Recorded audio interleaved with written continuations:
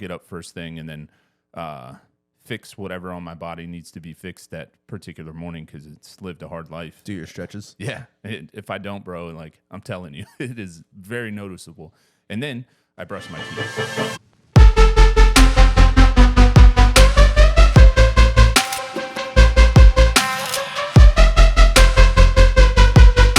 What's going on, everyone? Welcome back to Ridgeside Canine EC Radio with Mike Swarchak and myself, Greg Hunt. We're going to kick off today's episode. We wanted to talk to you guys about what a day in the life of a dog trainer looks like. You know, whether you're either an owner and you're just curious what, like, not what your dog does throughout the day. I feel like we've kind of covered that before, but kind of what your trainer is doing day to day that kind of helps understand, you know, what the workflow is and everything they got going on, you know, or...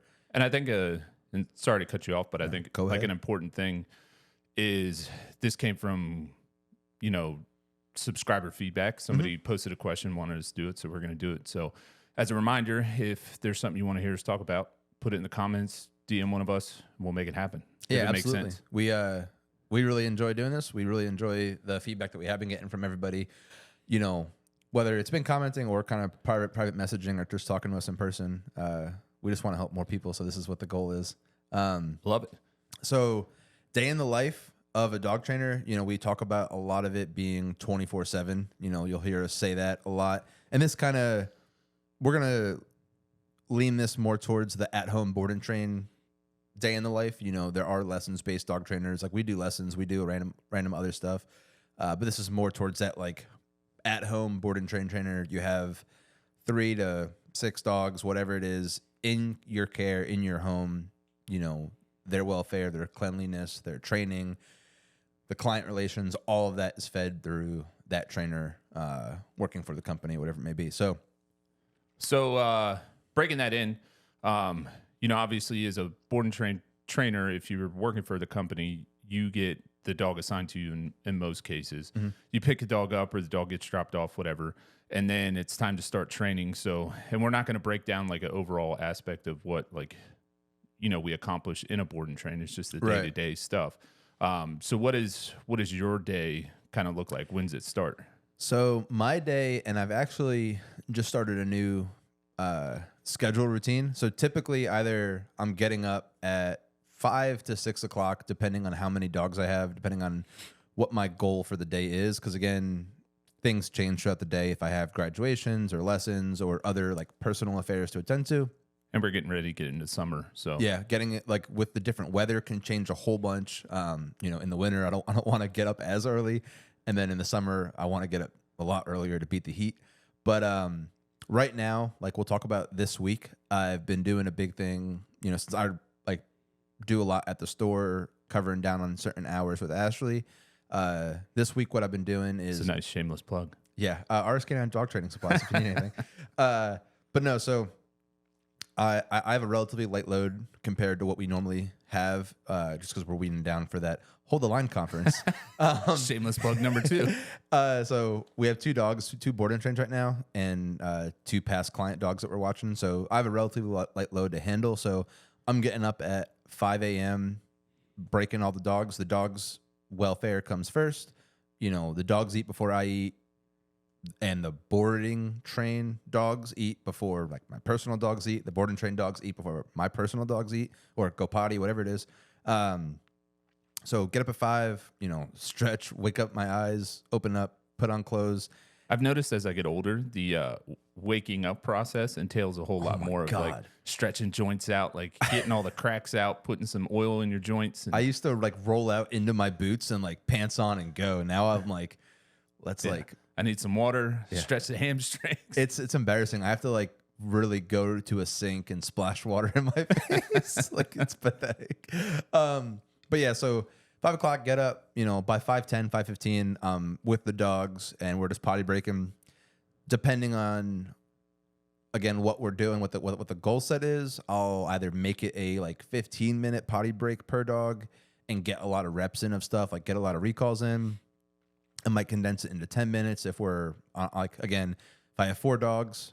It's like getting unstructured reps in. It's not like hey, we're going to go out and do, you know, 5 sits, 5s downs or whatever. It's like potty break is the primary goal of that setting, and then it's just Yeah, if you get working distracted in by some something, stuff. yeah, like I'm gonna take advantage of you getting distracted by a owl hooing or a squirrel running through the grass, whatever it is.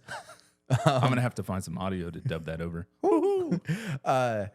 You know, 10 minutes, maybe just a quick pee poop, like you're good to go, and then we're getting loaded up in the van. Because now I've been trying to hit a store, Lowe's or Home Depot at 6 a.m. Like that's their opening time. So with the dogs that I have, I've been using that to my advantage. I've been getting into the store every morning this week, 6 a.m. to run my dogs through.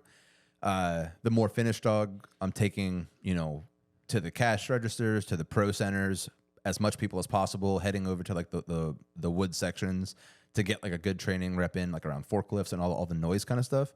And then my other dog we're doing more like, it's early, not a lot of people are there. I can go find corners and kind of like build up and practice some good distance and duration that I need to. Yeah, so you're changing the training repetitions or the purpose of that based on what the dog is ready for. And yeah, for sure. And then so getting those reps in, I've been loving it because it's kind of like when I was in the military, I used to go to the gym at the same time. I would get up at like 4:30, crush an omelet, get dressed, drive into work, gym 5:30 to 7, and then I got the hardest part of my day done with. So like no other challenges in the day were going to be as hard as what I did at the gym, basically. Sure. So now, doing that 7:30-ish, I'm finished with like every dog's training reps, like every dog's first training reps. So 7:30, like, cool. Like I'm knee deep into the day already. ahead of schedule. Yeah, and then I'm going home, getting up with Ashley. We're doing breakfast because, again, I'm putting by the time I even take care of myself around 8:30 and eat breakfast, I've already put in 2-3 hours of work with the dogs. Like I've already. Do you at least brush your teeth before you go to the store? Before I go to Lowe's and stuff like that. I mean, I'm not eating the Inukshuk while I'm feeding it to my dogs. Another shameless plug. No, so I don't know. Maybe I brush my teeth before I go to bed. Should I be brushing my teeth when I wake up? Yeah. Twice a day keeps the doctor away. Yeah, after dentist. breakfast and after dinner. So you mean to tell me you go to stores with like some stank ass night breath? No, I'm crushing a Chobani yogurt drink or a C4 performance energy drink. Look at all these sponsors we have and we didn't even know. Dropping dollars. No, yeah, I like drink a drink and like that kind of cleans the mouth out. Okay. I'll agree to disagree, but it's okay. Okay. But yeah, so, like getting 2 or 3 hours of work done, essentially before I take care of myself, which that's not how it has to be, but like if I reverse the roles, if I took care of myself for an hour or two, kind of like got myself up and did my other things, if you have puppies, if you have other dogs that are working on kennel control with their bladders or whatever it is, like I want good structure. So dogs get the attention first, then my dogs, then me. But after I get some stuff in my stomach, I get, the plan for the day going. 10 a.m. kind of rolls around and we're hitting more reps. Either I'm going to the store, like our personal store, and starting the next set of reps, or if I'm, it's an off day, I'm hanging out at home, neighborhood reps, doing some stuff like that, going out to a store if I want to. But it's kind of nice, like I said, the way that I've been doing it is doing that store trip early in the morning. Then like the rest of the day I can relax more. Like I can just do house reps or I can just do neighborhood reps and I don't have to leave. Whereas like if you wait till like if like you don't go out or you just do like a neighborhood walk early in the morning and then you have to leave the house around 1 p.m. and it's like, oh, I got to get up and like go drive somewhere. It's nice. Well, I think like you were saying, like getting off on the right foot or like, just getting your feet moving ASAP kind of makes you more productive throughout the day as it is. Yeah, for sure. And like I find myself like when it's not a store day for me and I'm at home on that schedule, I find myself by like 3 o'clock, like the dogs have crushed it. I've had time to do like breakfast, lunch, and like my own personal admin stuff, whatever I got to do. And by 3:30, 4 o'clock, I'm like, damn, like there's still 6 hours left in the day. Like, what am I going to do? Crush it. And the dogs are gassed. Yeah. Mine's kind of the same way. Like, obviously not spinning dogs as much as I used to, but I'll get up first thing and then fix whatever on my body needs to be fixed that particular morning because it's lived a hard life. Do your stretches. Yeah. If I don't, bro, like I'm telling you, it is very noticeable. And then I brush my teeth. And then, take care of Thor because, he's sleeping with us, whatever. And if we miss, like, if we don't hit that 30-second window of like potty break and feeding time, he gets very opinionated about life. Is Thor one of those dogs where like you can get out of bed and he stays in bed, or like he's up when the first person's up? Sometimes, like if I get up before, typically I get up between 5 and 6. If like I'm starting to stir in the 4 o'clock hour, he'll literally like grab me and hold me down. But if like I sleep in because I stayed up late or whatever, like this morning it was hard to get up because it was just shit weather. But if it's past the normal time we get up, like he'll wake you up and muzzle punch you in the face and put a paw on his face. So get him out, get him fed. Here's another shameless plug. We feed raw, best dog food on the planet. But then I hit the emails, text messages, whatever came in overnight. And if there's any immediate fires that I need to put out or, something pertinent that needs to be taken care of immediately, then that gets handled first, and like everything revolves around that. But if not, then I hit the gym. Not bad. So what for having no dogs, is it, I guess, like, to me, when I have less dogs, my time, like, not that I spiral out, like, was it a bigger adjustment for you to like go in your day in the life to having no dogs, or like was it like a customization kind of phase, like where you kind of lost, or was like the overwhelming amount of work just kind of like kept you on track throughout the whole day? Or it was definitely odd. And it, like, even those times where I take a vacation, like the one time I took a vacation and like we had 2 days prior to leaving that I had no dogs, and like you just get up and like, what do I do with my life kind of thing. Like it's almost not, it's almost not a relief. Like not that like it's not a relief to not have dogs, but like when you get up after potty breaking them every day for 6 months, like it's your routine. Yeah, like for 6 months straight, like no Saturdays, no Sundays, no such thing as a holiday. Like it's like it's not this grand great thing of like a relief. Like it's not like you got a 4-day weekend and like, hell yeah, like I'm off Friday and Monday. Well, I think it's like you get up and your body's still primed to go do something. Yeah. And then when you're like, I don't know what I'm supposed to do.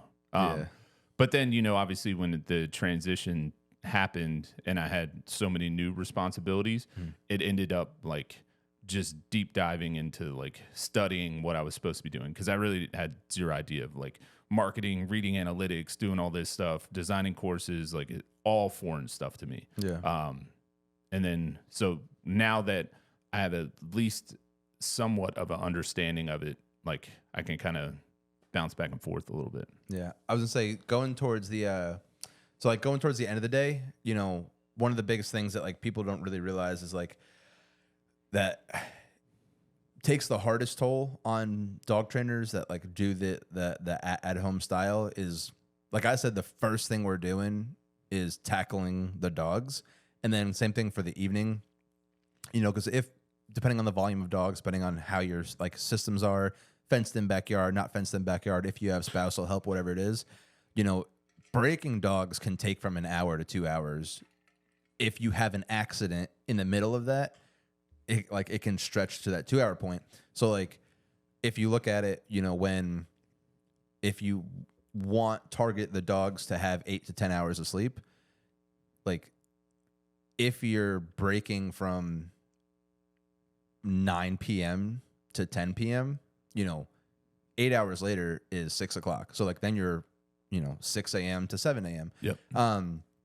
Again, if you have accidents, like, or if there's just a hiccup or whatever it is, like that stretches that so much.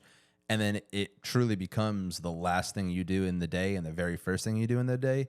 And that is such a difficult thing that causes so much burnout, or it's a difficult thing that is so hard to transition into just because like there is no warm up time for your body. Like if you work a 9 to 5 or an 8 to 5, whatever, if you get up at 6 and you go into work at 8, that's 2 hours to prime yourself, 2 hours to eat breakfast, let your brain wake up, and then you go to your job.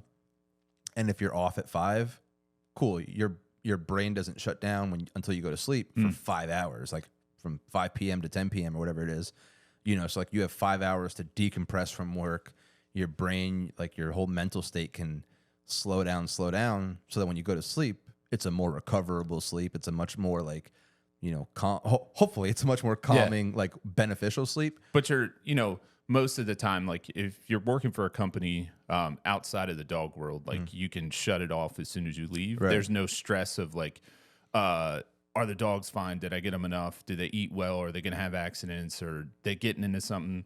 And then, in my case, like, what are the ads doing? Phone calls? Did I miss something? Whatever. So my brain like literally never turns off. Yeah. So I'm sure there's some health deficits to that. Or, one of the things that I laugh at sometimes when I hear people, especially in the dog industry, and they're like, oh, I'm going to start my own company because I'm going to have more freedom and more downtime. I'm like, good luck. Yeah. Like we're pretty big into fitness. I wear a Whoop 4.0. Yeah. Best fitness tracker on the planet. No, so like I have my fitness tracker, whether it's the Garmin or the Whoop, and I am never hitting my sleep. Like my sleep is always like, hey, you need 8 hours. Yeah. You got 7.5. You got 7 minutes of REM sleep. Yeah. Now you need 9 hours. Oh, now you got 6 because you have a puppy. Yeah. And then you need 10 hours and you got 5 because that puppy had an accident. So like, hey, you're gonna have a heart attack. yeah. So it's that like my sleep is never measured as recoverable. It's always in like a low 60 to 70%. Like very rarely does it get into the 80s or 90s. Because like it is super stressful, but like I feel like, it's definitely unhealthy if it's like all habits kind of, if it's unhealthy if it's not acclimatized, like if your body isn't acclimatized to it. I feel like that entrepreneurial just grind and hustle, like it becomes that second nature. It becomes natural for you almost. Yeah, I think in this type of setting, like it forces discipline, whether you're a boss or like you're in the care of other people's dogs. Like if you're sick and you don't want to deal with it, like the first thought that goes into my head is like, well, that dog's gonna have a bad day and I'm not getting it. So like I need to put my personal well-being to the side, go handle business, and then I can fix me later. Yeah, for sure. And like that, it's hard because like even like I remember even being in the military, like I don't remember when I was sick in the military. Like it was never like I woke up and I'm not feeling too well, so like I'm gonna call out. Like no, like you went into work. There is no call out. Yeah, like you went into work every single day. So like kind of like same thing with dog training. It's like even no matter how you're feeling, like you have to. And like that's not to say you can't have off days. Like you can. Like we have the ability to grind super hard today. Rest, relax, just do 4 or 5 potty breaks tomorrow and then grind the day after. The dogs are still learning. They're still working leash manners. They're still getting great kennel training, which helps towards neutrality and being just calm and confident and relaxed. But like you can't take too many of those. Like, you can't pack a 21-day board and train with 5 or 6 off days. Like it has to, like 1, 2 maybe, depending on experience and skill or whatever. But like the dogs need to be trained, like, and especially when you're back to backing them, when there's overlap, you get 6 months down the road without a good vacation. Chill day. Yeah. So you get up super early, get the first reps taken care of, take care of yourself after you get home, come into the afternoon. What happens then? So I try to balance everything around those like personal breaks, like giving myself an hour or 2 for breakfast, an hour or 2 for lunch, an hour or 2 for dinner. And like in between those time frames, doing my reps, doing 5x5s, doing whatever the dog Shout needs. out to Stanbro. Yeah. I think he called it 5 something. I'm trademarking 5x5 for Ridgeside Canine, Eastern Carolina. I'm like 99.9% sure he calls them 5x5s, but we'll confer with him next week. Yeah, whatever. And so like and same thing for the days. Like the days are going to be different when I have lessons. The days are going to be different when I have graduations. Yeah. When we're doing a group session or when I'm coming here and we're podcasting, my days are going to be structured a little bit differently. And same thing for the dogs. is the dog brand new? Do I have 2 dogs that are brand new? 1 dog that's about to graduate? Depending on where my dogs are, I'm going to be doing different things. You know, I'm going to be making it an intentional like factor in the week. Okay, I need to get to the park so I can practice long line recalls around distractions. Okay, I'm going to make it like I have a almost graduated dog and a brand new dog working recall. So, you know, let's go to the game lands and practice this. Or I have a dog that needs to build confidence and a dog that needs to work on healing. Cool, let's go to a store. Like I can practice those things in the same areas, just working differently, you know. So like first thing when you get up and you're out doing those first reps at the store, are you kind of prioritizing like running a checklist of like today's events? Yeah. You know, this is priority number 1, have a dog going home. So obviously you can't miss that or like bump that. So like this time block's blocked out and then you just fill in stuff after that. Yeah, and everything I don't remember if I learned it in the military or not, but for time management and for scheduling, like you work backwards. Like I never start my day or I never plan my day. Okay, I'm going to wake up at this time and then I'm going to do this and then I'm going to do that and then I'm going to do that. Like that just fails and you forget stuff. Always backwards plan. I think that's what it's called, like back planning or whatever it is. But it's like the technique of I want to end my day at this time. Okay, like if I want to get to bed by 10 p.m., cool. I'm breaking dogs at 9. Okay, in order to break dogs by 9, I have to feed them at 7, so they'll potty at 9. Okay, well, so if I feed them at 7, I can eat dinner at 7:30. Okay, so before 7, what am I doing? And like you just backtrack through the whole day. And you find out when you need to wake up, essentially. Yeah. But I got to get up at 01. yeah, I have to get up at 01 to like get all this stuff in by the time, you know, I want to go to bed at 10. But yeah, so, and one really good thing that we do, like, you know, between me and Ashley is we like to send each other that plan because so like while she's waking up and she's prepping the day, she's kind of doing the same thing. She has a little bit different schedule than I do. She handles a lot of the client relation stuff and a lot more of the store stuff than I do. So we kind of split both things evenly, just a little bit differently. So she'll send me her plan and I'll send her my plan. And that kind of helps us out individually, you know, seeing it written down and we can kind of like reference it just to keep us on track. And then it also helps like the other person, like good communication, you know, knowing what the other person's doing when they're doing it. But yeah, so like I'll, you know, as I'm doing reps or like as I'm doing updates first thing in the morning or whatever I'm doing, just going through pictures and hearting the ones that I'm keeping, I will like plan that out. Like, okay, cool. Like I'm gonna finish here at 8. I'm gonna get home 10 o'clock. I want to get to my vehicle registration, right? I gotta go to the DMV or something. Yeah, cool. That'll be done by 11 or who knows? You know, who knows? Anytime between 11 and 5. Yeah, and then you know I want to hit another store today. Cool. So 11 to 12. I want to hit another store. And then after that, I got to go make it home for lunch or whatever it is, just kind of planning that out.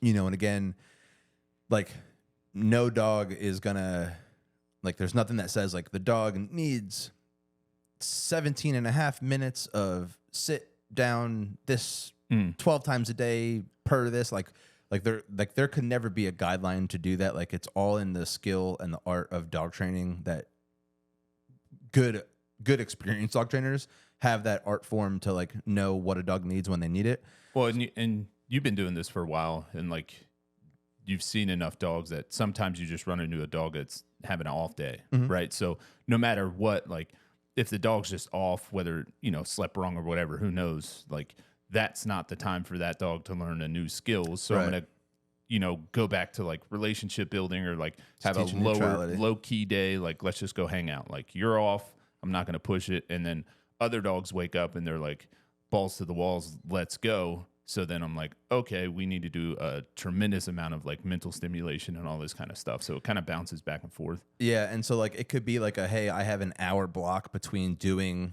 like between 2 appointments, I have an hour block, you know, I could try to break that up and say like, all right, I have 4 dogs. I'm going to do 15 minutes each. Well, it takes like, if I want 15-minute session, getting the dog out, getting collars on, getting leashes on, potty breaking, getting them to the training area I want to train them in, that takes 8 or 9 minutes. Yeah. And then if the dog is having a hard time opening up or like if the dog's like having a hard time to adjust to that new environment, cool. Like my 15-minute timer ended before I even got my first rep in. So like I try not to do that. Like I try not to say like, all right, I have an hour, 10 minutes for 6 dogs, 15 minutes for 4 dogs. I try just to say like, all right, I'm gonna like, who do I want to work right now? I'm gonna open that kennel door and we're gonna attack whatever we can attack, like whatever makes sense, whatever distractions I have at my disposal, whatever I see, whatever I'm situationally aware to.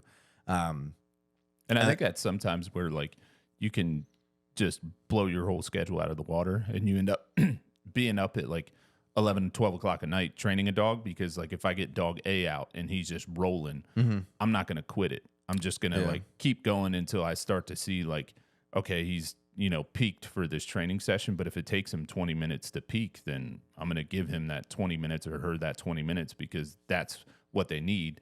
And then like dogs B, C, and D, like, okay, I didn't get you as much reps here, so now I'm going to make up for that on the back end, and we're going to like, you know, push you, give you what you need. Yeah, and and sometimes things overlap. Like, okay, I wanted to sit down and relax and, you know, eat a sandwich, but now I'm like, okay, we're going to work on you training not to eat my sandwich while I'm eating my sandwich. And yeah, and like I always like to be able to, you know, have those fail safes, like to prevent me from those 11 o'clock reps.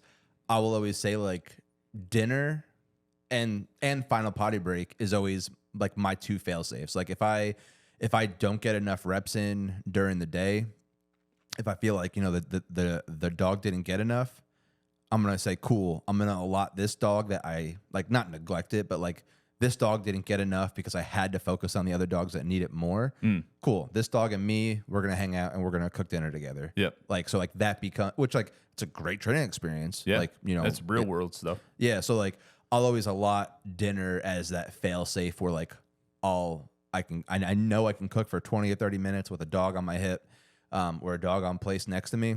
And then I don't like to like, our jobs are 24/7, especially, you know, me and Ashley training together and working together. We try to have our own personal time together, not dog related. Try being the key word. Yeah. So I super try hard to not do dinner and placing dogs, just because like that is our only time together. Like a lot of trainers like hell yeah, like eat and train your dog, do it. But like for us, we try really hard to keep that separated because it's our only time where we're not talking dog. You sound way better than that than me. Mike's like, fuck it. Like, I have a really hard time of like putting the cell phone down. Yeah. Well, yeah. And it's like, it's not good. Thankfully, like it hasn't caused any issues yet, but like it's a bad habit in a sense. Yeah, no. And like it can definitely consume a lot of time and a lot of like what you do. But like, again, having, you know, an understanding partner, and like if you're both goal oriented and mission oriented, you know, it can find its way through it all. But yeah, like I said, dinner, cooking it, eating it, and then that final potty break, I'll try to get the extra reps in. Or, you know, it's like, hey, cool, I'm gonna wake up an hour earlier tomorrow and get that dog the reps that they need, the reps that they deserve. Make that dog the priority of the day. Yeah, you know, and that's like, that is the good part about all of it, is that it's fluid. I can do what I need to do whenever I need to do it. I can reorganize things whenever I need to reorganize them. You know, and there's always like clients are super understanding. Like I could always put, like if I needed to, I could push a graduation back a week or 2 ahead of time.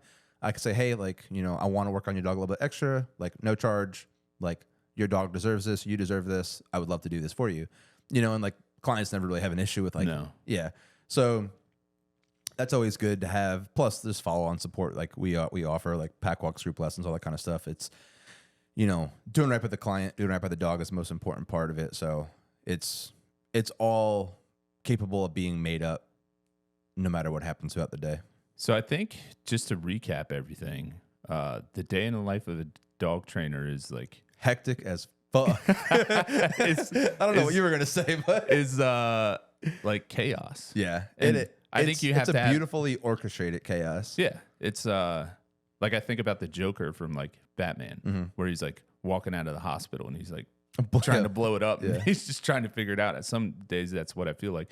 But I think like important qualities you have to have is the ability to adapt on the fly and like not let the fact where like, oh, I didn't hit this exact time mark, and being efficient with the time that you do have, but not letting those like small misses just destroy you for the rest of your day. Yeah. And like, we didn't really even get into any of this stuff of like what those misses are, like client relations, talking to clients on and off throughout the day, scheduling appointments, like all the admin stuff that goes into it. Like people say, like, you know, dog training, you're just playing with dogs.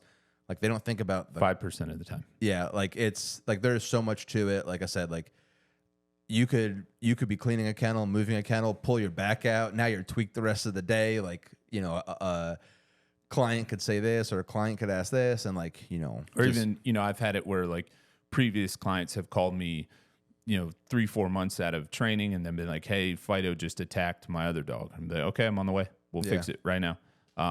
They're not literally fix it right then, but like, we're going to work through this. Yeah. And they become a priority. And then, you know, just being able to adapt on the fly, I think, is key. Yeah. And, you know, the career paths that we had before this, I think, were super advantageous and kind of preparing that. Yeah. You know, obviously being a cop for a long time, like it was infamous. You'd sit down for dinner and like you were excited about this dinner because like you had an early opportunity to go to a restaurant that was actually open, and you're like, man, I'm going to enjoy this. And then you sit down and they call you to go for something. And it's not like a BS call where like, oh, I can wait for that parking ticket. It's like, hey, go to the shooting. I'm like, oh, damn it. Can you please get that to go?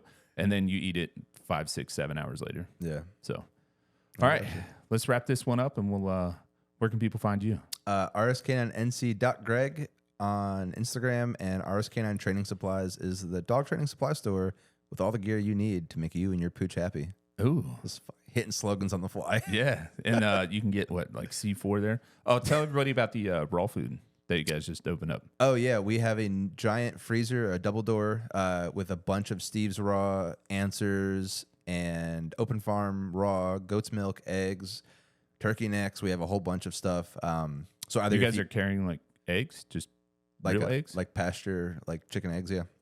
Are you Goat's milk. teamed up with a local? No, so for body parts, like for turkey necks and certain body parts, there is a farm around the corner from us that we went to, saw that they do their own meat, like processing and packaging.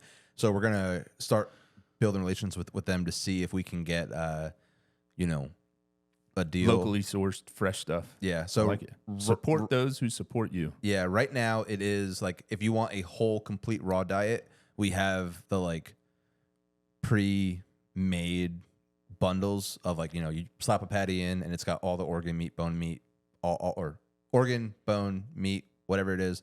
It's got the 100% complete. Or we just have like all the different toppers of like eggs, goat's milk. That's what I like. Gizzards.